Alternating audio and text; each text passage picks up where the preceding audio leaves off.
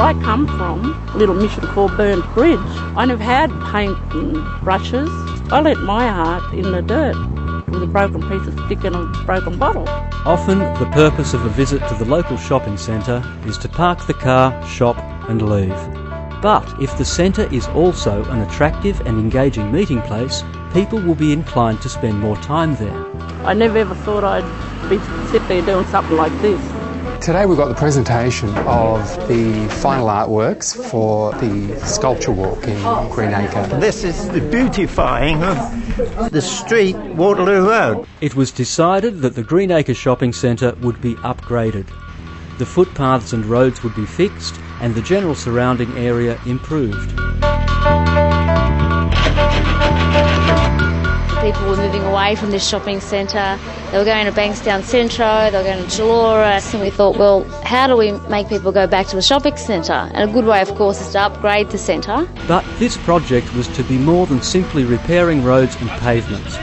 It would also involve an extensive public arts project and an extensive community consultation. Today is a particularly important meeting for all of us. It is a key project for Council. It's the first of its kind in terms of working with town centre improvements, particularly incorporating public art into it and a community-based process. We wanted to make this a bit more than just replacing footpaths and replacing bins and seats. We wanted to make this more about community building as well. We're trying to put an input to improve the area, making it more presentable and attracting more people. So people are kind of keen now to find out what we've arrived with. McGuigan Place in Greenacre's shopping centre was not working as a meeting place.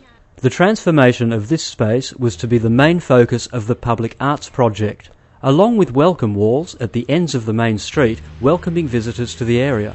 Greenacre is one of the areas where all the tribes used to meet. There are two welcome walls. The one that's being held up at the moment is the Baronia Road Wall. The story has been developed with local Aboriginal Consultative Committee and with Nolene. We've had so many meetings and debating. It went on for months and months and months. The idea was to get the totem, and the totem was the green frog. We did have particularly local Indigenous community debating whether they wanted a frog or whether they wanted the goanna as the welcome symbol. And that became quite a controversial debate. Then I ended up doing so many sketches. Then we got the message that it wasn't a totem. The totem was the goanna.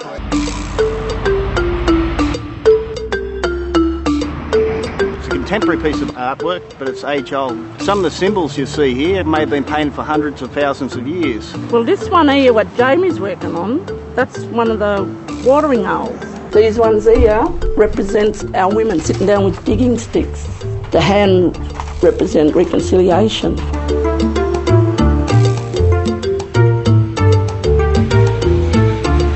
They wanted the green in there because of the name of Greenacre. And I was wondering how we're going to do our artworks with the colour green. But it turned out magnificent. It's so lovely. So this is Nolene's story, which is the meeting place story. And there will be interpretive text which tells what the story is. And that big one, that's our watering hole. That's the main one, the one you get right up on the... It is often difficult to engage communities in urban planning developments. However, arts projects can provide an effective means for community involvement. This is the number one, which is a light box. There would be an arrow at the top of Greenacre Arcade, which is the giant number one pointing the way down to the library, and it'll be backlit at night. There are two designs. The first one that we're going to look at is Punchbowl Boys High. Each of us had a computer and we all had a camera, and we were taking pictures of ourselves. At the end, we got all our designs together and we took separate parts that we locked out of most of them, and then Murma helped us create something out of all of it. The whole community, everyone, we're all humans, we are as one, and that's what the concept the students had. So this is the Punchbowl Boys one, and this is Bankstown Girls, which is the other side of the box. So we wanted to use a different concept, so we started using our hands to create different shapes. I like the design, but it needs to be explained. I mean, I'm talking about if just an ordinary person would go up there and have a look at it and say, what the dickens is it? It's like Picasso. Okay, thanks Hilda. Greenacre is made up of diverse communities who often have very little understanding of each other's stories. Public artwork that reflects a community's diversity will help to build better understanding and harmony.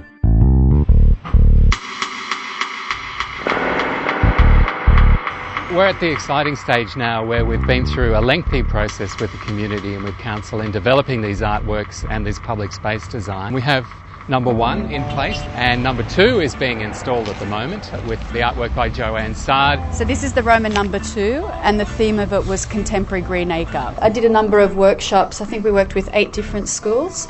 What I got them to do was to start looking for more personal objects at home or something that was precious to their parents. They're very easily recognisable that it's actually young people's drawings, and it has that naivety to it as well, which I think is quite beautiful.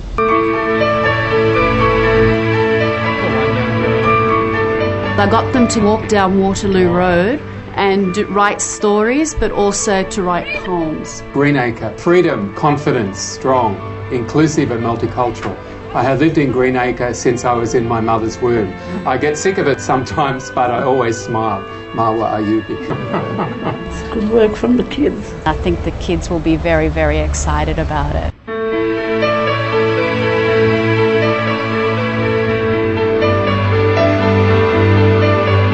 Number 3 will be installed, which is a ceramic artwork that Peter Day has been working on. Facing into the children's playground will be this mural, which is about early settlement and post-war migration in Greenacre. The area was originally settled by people growing fruit and vegetables, later on raising cows and chook farms. Peter's purposely designed it so that the eye level of the creatures is very much the eye level of the children.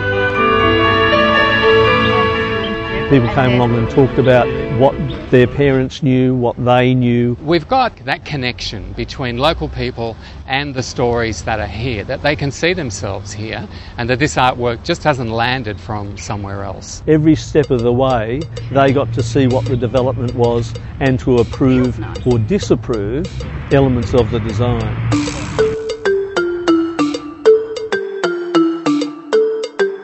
We've got the contemporary number 1, the Roman numeral number 2, and we've got the Arabic script for the number 3.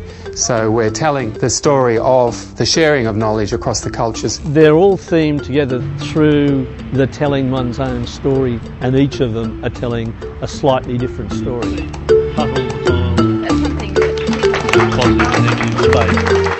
We are really proud of what we've been able to achieve. It just looks fabulous, and the fact that we had so much community consultation. I think everybody has had the opportunity to be really part of this project. There is a great deal of benefit having local people connect to the artwork and connect with each other via the artwork. This has been a really important project for the residents of Greenacre. It's the first time many of them have been consulted about what they wanted to see in their area. Well-designed, beautiful environments engender a sense of pride in the community. I'm sure we'll see a lot more people coming to use this space. The public, they could use that as a meeting space. For example, if do you want to go for coffee? Let's meet at Greenacre. We're needed number 1. Upgrading local centres with public artwork, functional spatial structure and improved amenity and services is an important way of developing urban character that locals can appreciate and enjoy. And once these artworks are in place, you won't be looking at the ground.